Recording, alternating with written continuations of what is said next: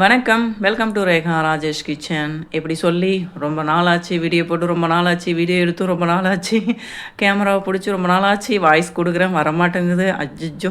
ரொம்ப நாள் ஆயிடுச்சுன்னா வரல. எதுவுமே வந்து எப்பவுமே வந்து அந்த வேலையை நம்ம செய்துன்னே இருக்கும்போது தான் அது நல்லாயிருக்கும். அது கன்டினியூட்டி ஆகும்.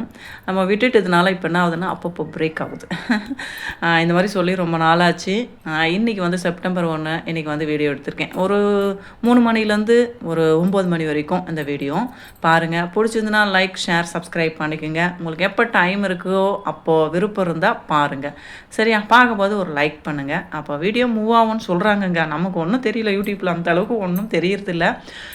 ஷார்ட்ஸ் போட்டால் போயின்னு இருந்தது. அது கூட போல் நிறைய வந்து யூடியூப்பில் வந்து ஏதோ கொடுத்துருக்காங்கன்றாங்க. பார்க்க எனக்கு தெரியாதுங்க உண்மையாலுமே. என்னுடைய வீட்டுக்காரர் தான் பார்ப்பாரு. பசங்கிட்ட கொடுத்தா வீடியோவே வந்து வந்து முதல்ல எங்களை காட்டாதீங்கன்றானுங்க. அந்தளவுக்கு வந்துட்டானுங்க. அதனால் அவர் தான் பார்க்க சொல்லணும். இல்லை போட்டுக்கினே வீடியோ இருந்தால் போகணும்னு நினைக்கிறேன். நடுவில் பிரேக் விட்டு போடும்போது போக மாட்டேங்குது.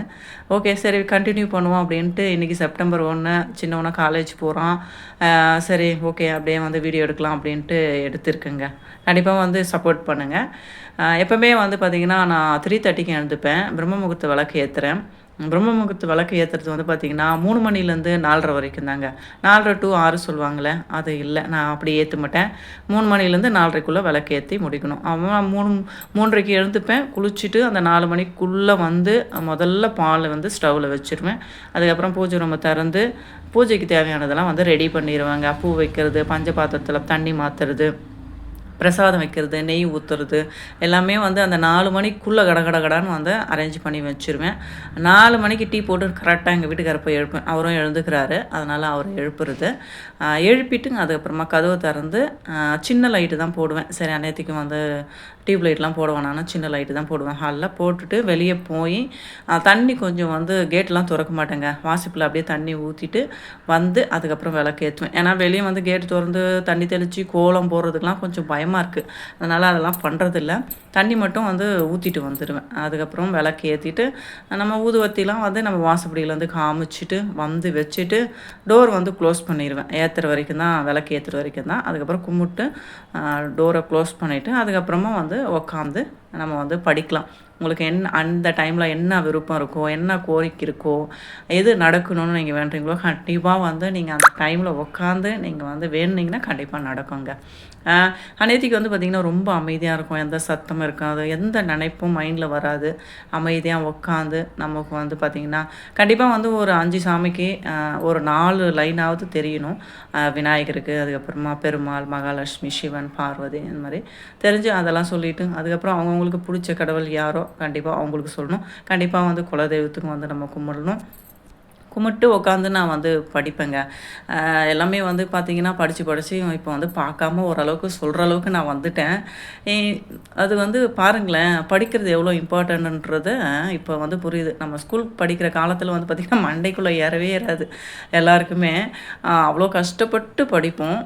பார்த்திங்கன்னா படிக்கிறது இப்போ வந்து பார்த்திங்கன்னா உட்காந்து டெய்லி நம்ம சொல்ல வந்து பார்த்திங்கன்னா அதுவே வந்து அப்படியே வந்து நம்ம வந்து சொல்கிற அளவுக்கு வந்துடுறோம். அந்த மாதிரி எனக்கும் சொல்லி இப்போலாம் வந்து ஓரளவுக்கு பழகிடுச்சு அப்படியே சொல்கிற மாதிரி.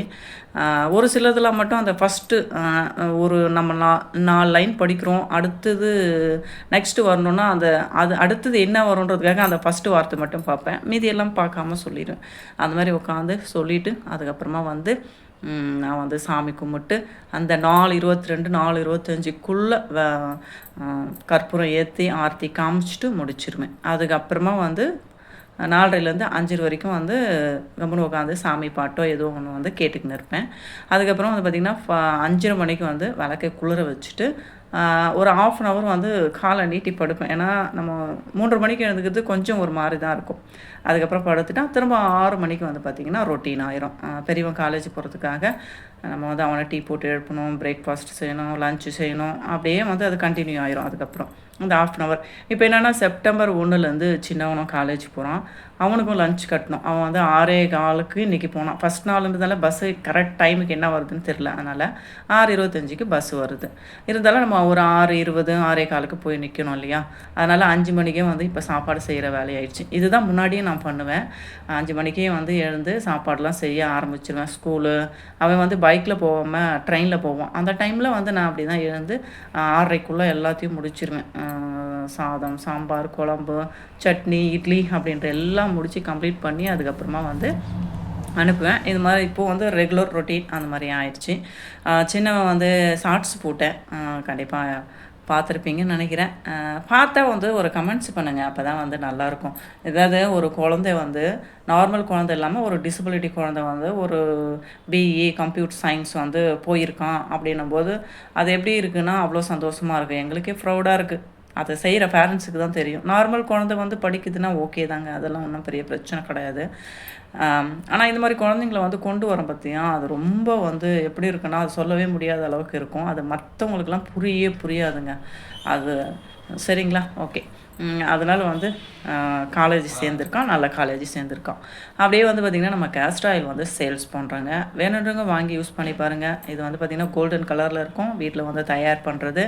200 ml 300 லேபிள் ஒட்டாமல் இருக்கேன் உங்களுக்கு காமிக்கிறதுக்காக. 200 ml 300, 4 வருஷம் 5 வருஷம் கூட இதை வச்சுக்கலாம். சின்னவங்கலேருந்து பெரியவங்க வரைக்கும் யூஸ் பண்ணிக்கலாம். இது வந்து டாக்டர் அட்வைஸ் பிரகாரம் வந்து உள்ளுக்கும் இது வந்து எடுத்துக்கலாங்க. இவ்வளோ வந்து நல்ல ஒரு கேஸ்டர் ஆயில் விளக்கெண்ணெயே நாங்கள் தரோம். ஆனால் ஒரு சிலர் ரேட்டு கேட்டு அப்படியே ஃபோன் வச்சுருவாங்க. நான்லாம் எதுவுமே சொல்ல மாட்டேங்க. நீங்கள் வாங்கி யூஸ் பண்ணி பாருங்கள், நல்லா இருக்குங்க அப்படிலாம் நான் கேட்கவே மாட்டேன். ஏன்னா இது எவ்வளோ ஒர்த்துன்றது இது யூஸ் பண்ணுறவங்களுக்குலாம் தெரியும். அதனால் நான் அதெல்லாம் கேட்கவே மாட்டேன். கண்டிப்பாக வாங்கி யூஸ் பண்ணி பாருங்கள், உங்களுக்கு தெரியும். பார்த்திங்கன்னா 5:20க்கு இவனை டீ கொடுத்து எழுப்பிட்டு சாதம் வச்சு முட்டை வேக வச்சுன்னு இருக்கேன். இவன் வந்து 5:30க்கு எழுப்பாமல் ஏன் முன்னாடியே எழுப்பினா 10 நிமிஷம் அப்படின்னு கேட்டான். அது கொஞ்சம் ரிலாக்ஸ் பண்ணுறான். அதுக்கப்புறம் போய் குளிச்சினா தான் நல்லாயிருக்கும். ஏன்னா டெய்லி வந்து பார்த்திங்கன்னா ஒரு 5 மாதமாக வந்து 10 மணி 11 மணிக்கு எழுந்துக்கிறது. இன்றைக்கி வந்து ஒரு 5:30க்கு எழுந்துக்கணுன்னா உடனே குளிக்க போனால் ஒரு மாதிரி இருக்கும்ல, அதனால் சொன்னேன்.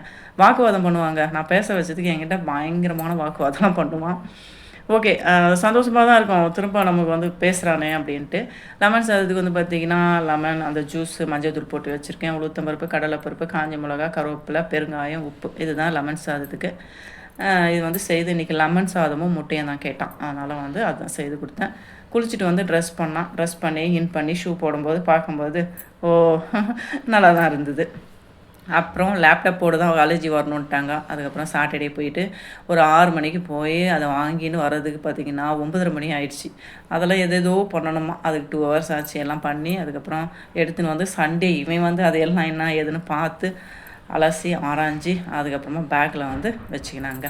ஏன்னா பிஇ கம்ப்யூட்டர் சயின்ஸ்னும் போது கண்டிப்பாக லேப்டாப் வேணும்ன்ட்டாங்க. அதனால் ஃபஸ்ட்டு எடுக்கும்போதே ஸ்டார்ட் பண்ணிடுவோம். அதனால் கண்டிப்பாக வேணும்ன்ட்டாங்க. அதனால தான் இப்போ வந்து பார்த்திங்கன்னா டீ போட்டிருக்கேன். 2 பேரும் காலேஜ் போயிட்டாங்க. எங்கள் வீட்டுக்காரர் வாக்கிங் போயிட்டு வந்துட்டார். டீ போட்டிருக்கேன். 2 பேரும் உட்காந்து கொஞ்சம் நேரம் உட்காந்து டீ குடிச்சின்னு கொஞ்சம் டிஸ்கஸ் பண்ணுவோம், அவ்வளோதான். பார்த்து முட்டை குழம்புக்கு ரெடி பண்ணி வச்சுன்னுக்கிறேன் எல்லாத்தையும். கிரைண்டர் போடணும் இன்றைக்கி. பார்த்திங்கன்னா டீ குடிச்சிட்டு வந்து முட்டை குழம்பு வச்சுட்டேன். முட்டை போட மாட்டேங்க, தனியாக தான் வைப்பேன். ஊற்றும் போது போட்டுப்பேன். திட்டுவாங்க என்ன. குழம்பு மீந்துச்சுன்னா நான் சாப்பிடுவேங்க, அவங்களாம் சாப்பிட மாட்டாங்க. அதனால் ரசம் மீந்த லெமன் சாதம், ஒயிட் ரைஸ். என் பையன் பெரியவனும் நானும் மதியானம் லஞ்சு, என்னுடைய வீட்டுக்காரும் சின்ன பையனும் லஞ்சு எடுத்துன்னு போயிடுவாங்க. பார்த்திங்கன்னா குழம்பு எல்லாமே ரெடி ஆயிடுச்சு.